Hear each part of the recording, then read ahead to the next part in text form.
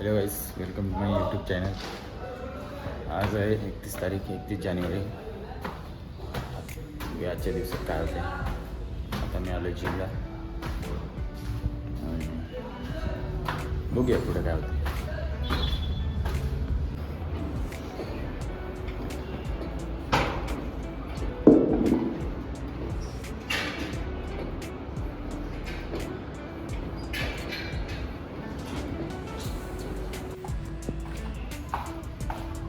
तो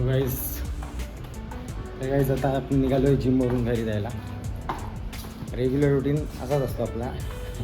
घरात जिमवरनं कामावरनं घरी, असं रेग्युलर रुटीन आपला रोजचं आहे. बघूया आता पुढच्या पार्टला काय होतं.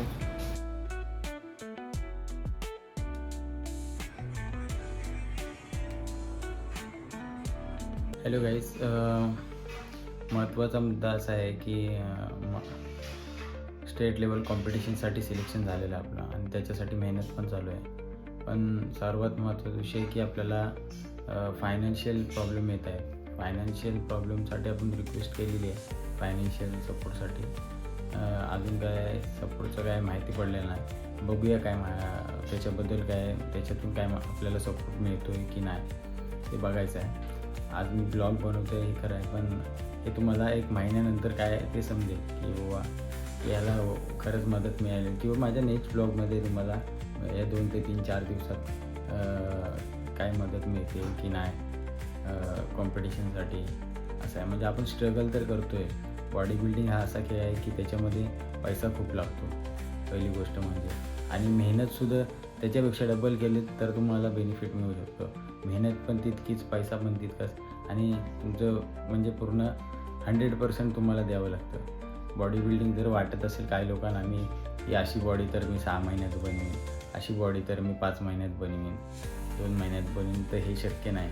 बॉडी बिल्डिंगसाठी खूप खर्च पण करावा लागतो, मेहनत पण घ्यावी लागते, आणि तुमची जिद्द पाहिजे करण्याची, तर तुम्ही करू शकता. नॉर्मली फिटनेस करण्यासाठी काही खर्च करायची गरज नाही. नॉर्मल फिटनेस तुम्हाला ठेवता येईल, पण तुम्हाला प्रॉपर बॉडी बिल्डिंग किंवा फिटनेसची आवड असेल, त्या वेळेमधून तुम्हाला जायचं असेल तर खर्च हा करावा लागतो. आणि आता जसं की मला काही अडचणी फेस कराव्या लागतात, तशा कदाचित तुम्हालाही करायला लागू शकत असते. म्हणजे प्रत्येकाच्या परिस्थितीवरती डिपेंड आहे. तुमची परिस्थिती कसं आहे, तुमचा बॅकअप काय आहे, तुमच्या फायनान्शियली तुम्हाला बॅकअप आहे का, किंवा तुम्ही बिझनेस तुमचा काय आहे का, की त्याच्यातून तुम्हाला फंड मिळतं आहे, किंवा कसं काय.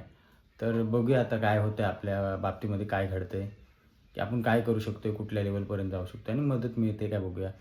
स्पॉन्सरशिपसाठी तर काही गोष्टी मी बोललो आहे, फॅमिली मेंबरमध्ये वगैरे डिस्कस केलं. बघूया तिकडून मदत येते की कसं काय होतं आहे.